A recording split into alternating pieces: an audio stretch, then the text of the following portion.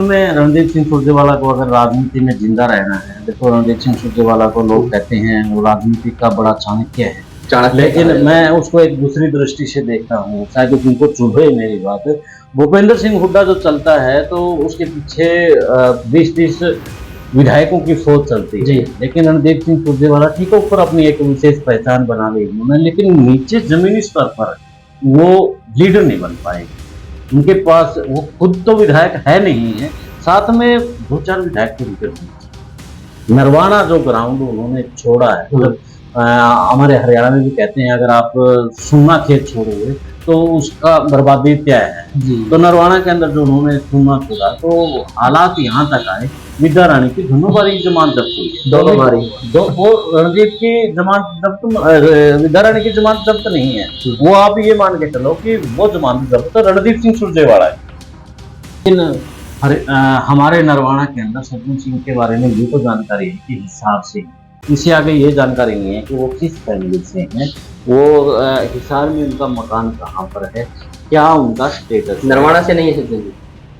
देखो अभी तक जो जानकारियां नरवाना के अंदर है वो यही है कि वो नरवाना से नहीं, वो बाहर से है। बल्कि मैं एक जगह गया हुआ था, जब हमने लोगों से जानकारी जुटाई तो ऑफ कैमरा जब बैठे हुए तो सभी को लेकर के बातचीत चली तो सज्जन के ऊपर बात आई तो एक बैठा था वहाँ पर होगा, बल्कि सोनीपत की भाषा में उन्होंने व्यंग कसते हुए मजाकिया लहजे में बोले तो कौन किसका सज्जन सिंह, तो जैसे हमारे ठेठ हरियाणवी होते हैं। हाँ हाँ, यानी कि उसका हम लोग हंसे उस पर कौन कित का वो सज्जन सिंह उत्ती चौधरी बनावांगे हमने हमारा नरवाना के थोड़े फिर हम मस्टंडे हम उनकी वोट देंगे उसकी बनाओगे, यानी कि सज्जन को लेकर के ये बातें। हालांकि कई जगह ये भी सुनने को मिलता है कि सज्जन सिंह कहते हैं कि मैं भी किसी भी खड़गे साहब के साथ है, मैं खड़गे साहब ही मेरी टिकट को फाइनल करेंगे। हमें भी सूत्रों से पता चला था कि ये सज्जन सिंह के बारे में कि वो खड़गे साहब से देखो आशा कर, देखो राजनीति जहाँ खड़गे जी का चलेगा फैक्टर। नमस्कार दोस्तों, आप देखने लगे हैं हरियाणा डेली पोस्ट और मैं अंकुर ग्रोवर नरवाना। वीडियो को ज्यादा से ज्यादा शेयर जरूर कीजिएगा। जैसे कि आप सबको पता है लोकसभा के इलेक्शन है जो वो समाप्त हो चुके हैं। अब 3 महीने बाद हरियाणा के अंदर है जो विधानसभा इलेक्शन कंडक्ट है वो करवाए जाएंगे।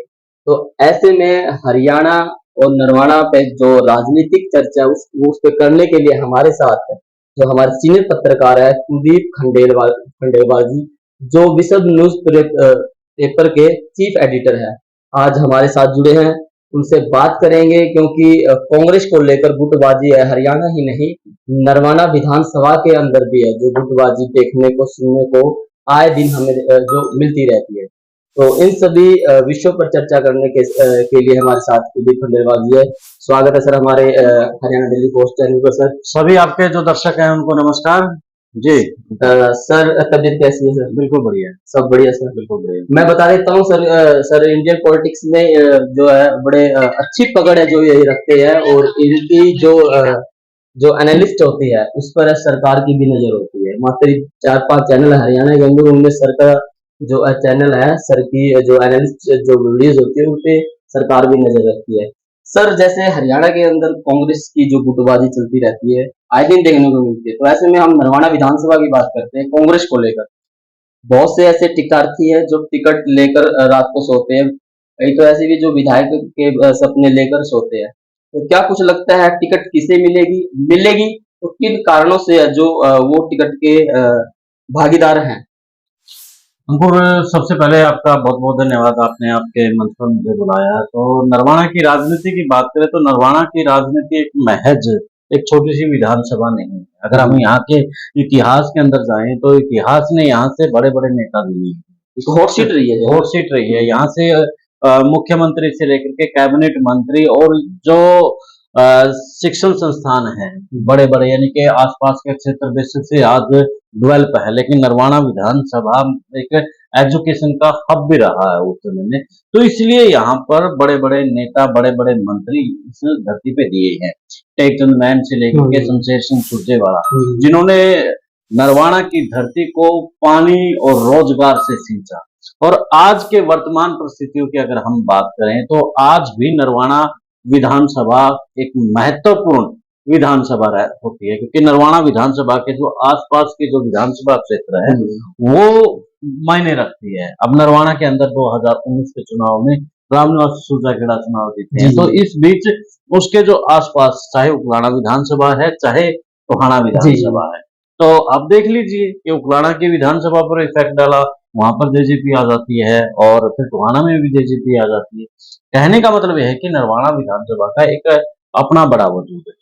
अब सबसे बड़ी जैसे आपने गुटबाजी को लेकर के बात जी। कही है, और गुटबाजी में जब ऊपरला सिस्टम में गुटबाजी होगा तो नीचे वाले सिस्टम में भी गुटबाजी होना जाहिर है। जी। अब ऊपर से जो भूपेंद्र सिंह हुड्डा है उन्होंने अपने यहाँ पर जैसे शतरंज के बिसात में प्यादे होते हैं, फिर आगे फिर हाथी घोड़े होते हैं, सब अब उनको बचाने के लिए अपने एक राजनीतिक रसूख को तैयार करने के लिए देखो आगे कार्यकर्ता पदाधिकारी हर कोई तैयार करता है।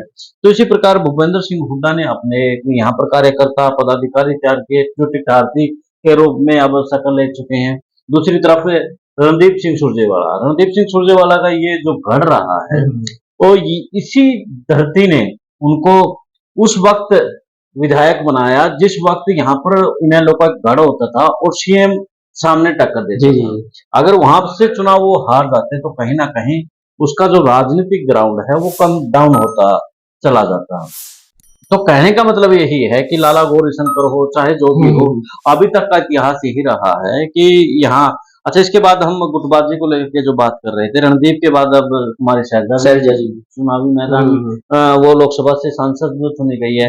हालांकि उन दोनों के बीच में रणदीप सिंह सुरजेवाला और कुमारी शैलजा के बीच में एक अंडरस्टैंडिंग है कि हम दोनों मिलकर के करेंगे, लेकिन राजनीति में कब क्या कुछ हो जाए उसका कुछ नहीं पता चलता।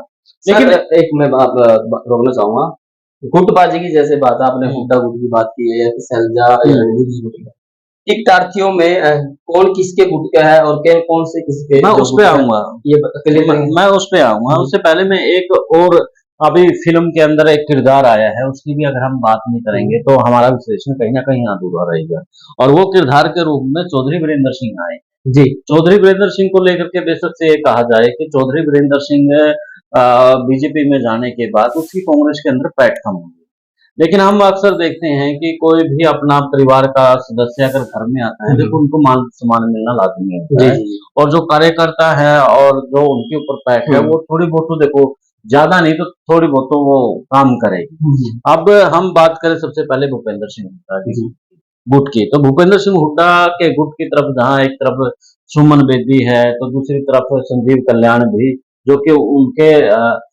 रोहतक में ही, चाहे रोहतक हो चाहे दिल्ली हो, वहीं पर उनका कार्यस्थल रहता है, जब भी वहां पर जाते हैं तो वहां पर मिलता है, यानी कि एक बड़ी पकड़ है उसकी।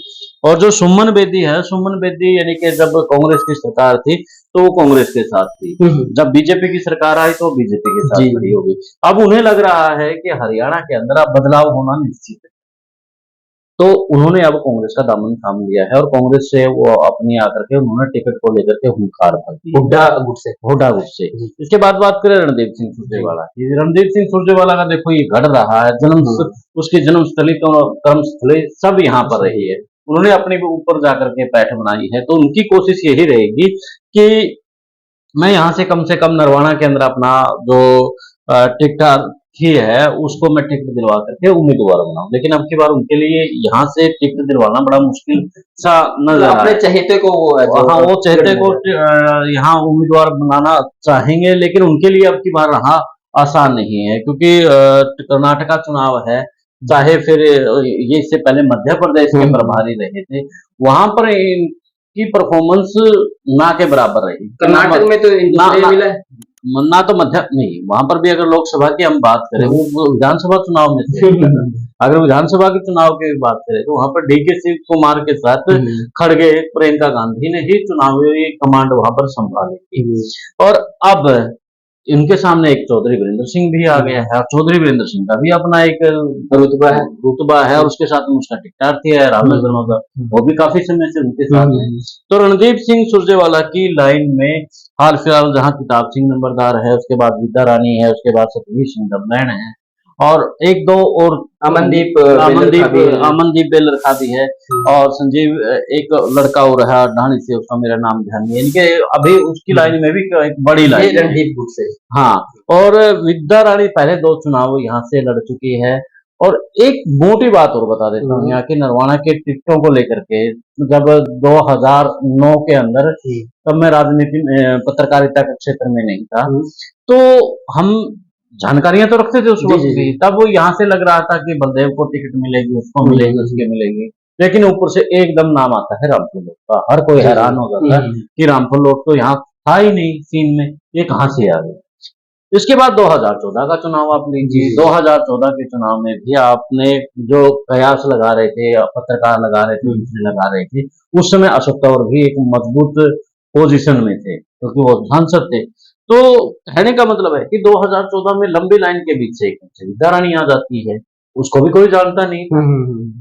तो 2014 में भी विद्या रानी चुनाव लड़ती है, 2019 में भी चुनाव लड़ती है, अब भी वो चुनावी मैदान में है। इसके बाद सतवीर दबलाइन की बात करें तो सतवीर दबलाइन भी पिछले 5-7 साल से वो जमीनी स्तर पर अपनी वर्किंग में है, वो लोगों के बीच में जा रहे हैं। तो अमनदीप बेलरखा का पिछले दिनों, यानी कि मैं कहूँगा लगभग 6 महीने 7 महीने से वो एक्टिव नजर आ रहे हैं, और वो यही कहते नजर आ रहे हैं कि मैं यूथ से जुड़ा हूँ। श्रीनिवास कांग्रेस के जो श्रीनिवास प्रदेश उसके राष्ट्रीय अध्यक्ष हैं, तो श्रीनिवास अपनी एक 2 टिकट क्लेम करते हैं कि एक यूथ को जो आप दिव्यांशु बुद्धि राजा है जिसको टिकट मिली करनाल से, उसका यही तो फैक्टर काम आया कि हमें यूथ से एक सीट तो चाहिए। तो वो इसलिए क्लेम कर रहा है क्योंकि श्रीनिवास जो यूथ को लेकर के एक टिकट की डिमांड करते हैं कि हमारी वहां से किसी न किसी तरीके से सूट आ जाए। तो इस बीच में अमनदीप का चेहरा है, यानी कि दीपेंद्र हुड्डा का बता दिया। कुमारी शैलजा का हाल फिलहाल यहाँ पर वो चाह भी नहीं रही होगी कि मेरा कोई यहाँ पर टिकट आए, क्योंकि रणदीप सिंह सुरजेवाला की उनकी आपस की एक वो है। लेकिन इतना हो 2014 जो 9 और 14 का जो मैंने अपना डाटा दिया है, तो जो नाम हाल फिलहाल चर्चाओं में है उनके बजाय कोई नया चेहरा भी आ सकता है दूसरी पार्टी छोड़ करके, और यहाँ पर भी वो आ सकते हैं। यानी कि जो नजरें रहती है, कहने का कई बार ये भी होता है दिल वाले दुल्हनिया ले जाती है और बाकी देखते रहते हैं, जो मतलब अनोनिमस है, जो अभी तक सामने नहीं आया। हाँ, इसके बार ऐसा लग रहा है कि पार्टी जो आला कमान है, अब की बार इसके बाद चौंकाने वाले जो टिकट बांटी जाएगी। हाँ बिल्कुल। इसके साथ ही इसके बाद बात करें किताब सिंह नंबरदार की, तो किताब सिंह नंबरदार वो काफी समय से जुड़े हुए हैं। हालांकि राजनीतिक ग्राउंड के ऊपर वो मेहनत तो कर रहे हैं, लेकिन वो पब्लिक के बीच में उनका इस तरीके से नाम नहीं है, यानी कि जिस तरह से अपने आप को शॉप नहीं कर रहे हैं। हाँ, विद्या रानी है या फिर सतवीर दबलाइन है, पूरे एक तरीके से वो बीच लोगों के बीच में, यानी कि उनका तामझाम करने का, काम करने का स्टाइल अलग है, और जो किताब सिंह का स्टाइल है वो एक अलग तरीके से है। तो वो कई बार कुछ चीजें होती है कि अपनी रणनीति होती है, उनकी अपनी अलग रणनीति है, तो उस रणनीति का हिस्सा बन करके वो भी अपना राजनीतिक खेल खेल रहे हैं। तो भूपेंद्र सिंह हुड्डा के बता दिया, रणदीप सिंह सुरजेवाला के बता दिया, आपको शैलजा की है कोई शैलजा की तरफ शैलजा का तो यही रहेगा कि जो रणदीप सिंह सुरजेवाला की तरफ से आए, शायद उसी को ही आशीर्वाद दिया जा सकता है। लेकिन इसमें बॉन्डिंग अच्छी है शैलजा रणदीप जी की, इसीलिए जो शैलजा जी प्रेफरेंस है जो रणदीप सिंह जी को ही देंगी कि आप अपनी तरफ से अपने चहेते को है जो टिकट दे। बिल्कुल, यानी कि उसका उनका आशीर्वाद का शब्द यही आ गया कि उनको दिया जा सकता है। तो अपने चहेते को ही टिकट देने का मकसद कोई लंबा विजन है रणदीप सिंह सुरजेवाला का नरवाना विधानसभा को लेकर? असल में रणदीप सिंह सुरजेवाला को अगर राजनीति में जिंदा रहना है, देखो रणदीप सिंह सुरजेवाला को लोग कहते हैं वो राजनीति का बड़ा चाणक्य है, लेकिन मैं उसको एक दूसरी दृष्टि से देखता हूँ, शायद उनको चुभे मेरी बात। भूपेंद्र सिंह हुड्डा जो चलता है तो उसके पीछे 20-30 विधायकों की फौज चलती है, लेकिन रणदीप सिंह सुरजेवाला ठीक है ऊपर अपनी एक विशेष पहचान बना ली उन्होंने, लेकिन नीचे जमीनी स्तर पर वो लीडर नहीं बन पाए। उनके पास वो खुद तो विधायक है नहीं है, साथ में 2-4 विधायक तो उनके होने चाहिए। नरवाना जो ग्राउंड उन्होंने छोड़ा है, मतलब हमारे हरियाणा में भी कहते हैं अगर आप सुन्ना खेत छोड़ोगे तो उसका बर्बादी क्या है जी। तो नरवाना के अंदर जो उन्होंने सुन्ना छोड़ा, तो हालात यहाँ तक आए विद्या रानी की दोनों बारी जमानत जब्त हुई है, दोनों बारी वो रणदीप की जमानत जब्त, विद्या रानी की जमानत जब्त नहीं है। वो आप ये मान के चलो कि वो जमानत जब्त तो रणदीप सिंह सुरजेवाला है, जिस तरीके से वो चुनाव हुए। तो फिलहाल ग्राउंड क्या रहेगा? आप कह रहे रणदीप सिंह सुरजेवाला पे चाहे तो कोई टिकट देंगे। देखो, मैंने अभी इसी ग्राउंड को लेकर के बात कही है कि यहाँ बड़े बड़े धुरंधर है। लूप होल ज्यादा कर पाए कर शतरंज चुके हैं रणदीप सिंह। शतरंज के खेल में भूपेंद्र का नहीं कहूंगा मैं, दीपेंद्र ने भी अपनी बिसात बिछा दी है। तो यहाँ से जो क्या नाम है, रणदीप सिंह सुरजेवाला ने भी अपने बिसात बिछा दी है। तो तीसरी तरफ वीरेंद्र सिंह भी अपने बिसात बिछाने में कामयाब होते नजर आ रहे हैं। इन टिकटॉकियों में आपको आपकी एनालिस्ट क्या कहती है? आपका एनालिस्ट इसमें देखो, कौन है जो मजबूत कैंडिडेट रहेंगे कांग्रेस से, जो फाइट में रहेंगे टिकट को लेंगे? मजबूती की तो देखो, आप अगर बात करें यहाँ विद्या रानी को लेकर के भी बात है कि उनको सहानुभूति फैक्टर मिल सकता है, लेकिन 2 बार चुनाव हारी है। 2 बार चुनाव हारी का जो सिंपथी वो मिलने सिंपैथी उसको चुनाव हारने की नहीं मिलेगी, उनको इस तरीके से मिल सकती है कि वो चुनाव के दौरान जो लास्ट में उनके साथ हुआ, लोगों को ये था कि वो कम से कम जमानत तो जब्त वो जो हो नहीं होगी अब की बार, तब उनके आंसू बहे थे। और खास तौर पर जो कांग्रेस के जो कार्यकर्ता थे, पदाधिकारी थे, उन्होंने उनका वो आंखों का सैलाब देखा था। तो उनको सारी चीजें देखो, दोनों है और दोनों खाप की बहू है, कहीं ना कहीं उसका भी फायदा उनको मिल सकता है। क्या नरवाड़ा की जनता किसी के आंसुओं को देखकर सिंपैथी दे देती है, या फिर पार्टी अब की बार ऐसा रिस्क ले पाएगी क्योंकि 2 बार वो है जो हार चुकी है? जो पार्टी का मुझे नहीं लगता, क्योंकि पार्टी अब की बार फूक फूक के कदम रख रही है और उन्होंने अपने सर्वे भी करवाए हैं और सर्वों के आधार पर अब की बार टिकटों का चयन होना लाजमी है।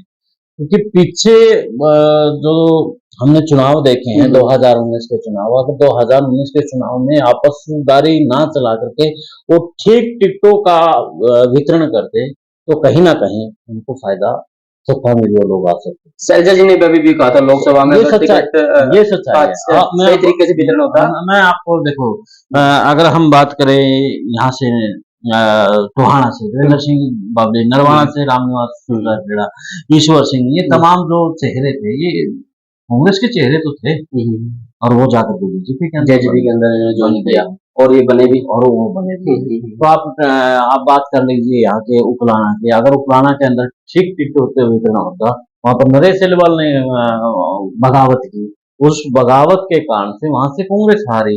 आप हिसार चले जाइए, हिसार में चेहरा जो था वो कमजोर था, इसलिए वहां से कमल गुप्ता चुनाव जीत गए। तो ऐसे बहुत सी जगह रहे हैं जिसके कारण से कांग्रेस को भारी नुकसान।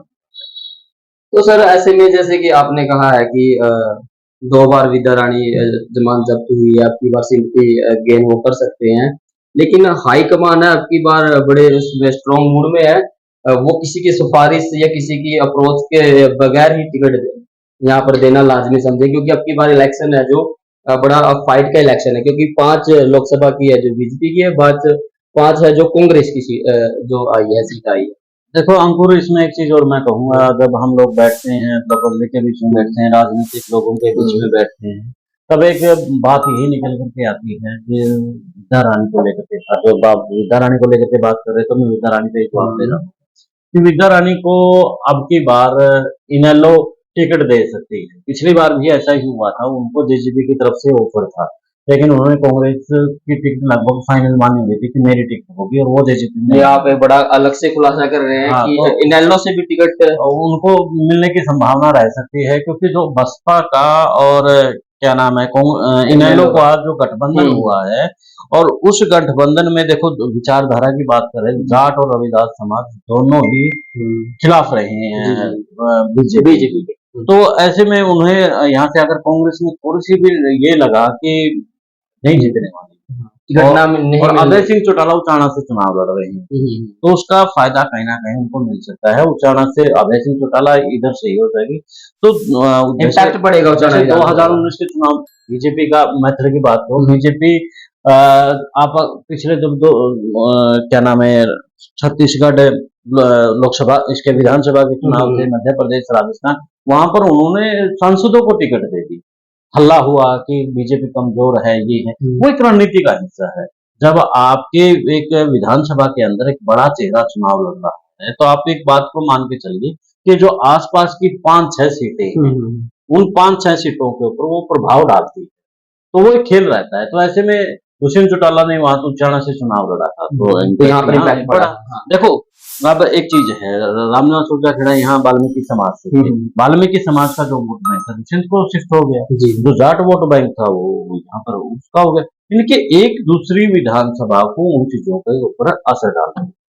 कुलदीप जी, हमने कांग्रेस के नरवाना विधानसभा के सभी टिकार्थियों की बात कर ली, चाहे वो हुड्डा गुट से सुमन बेदी जी हो, या फिर रणदीप सिंह सुरजेवाला के गुट से सतबीर दरलैंड जी हो, विद्या रानी जी हो, या तमाम अमनदीप बेलरखा जी हो। तो ऐसे में शैलजा जी के चाहने वाले उनके हम जो बैनर होते हैं उनपे हम देखते हैं एक फोटो होता है सज्जन सिंह जी।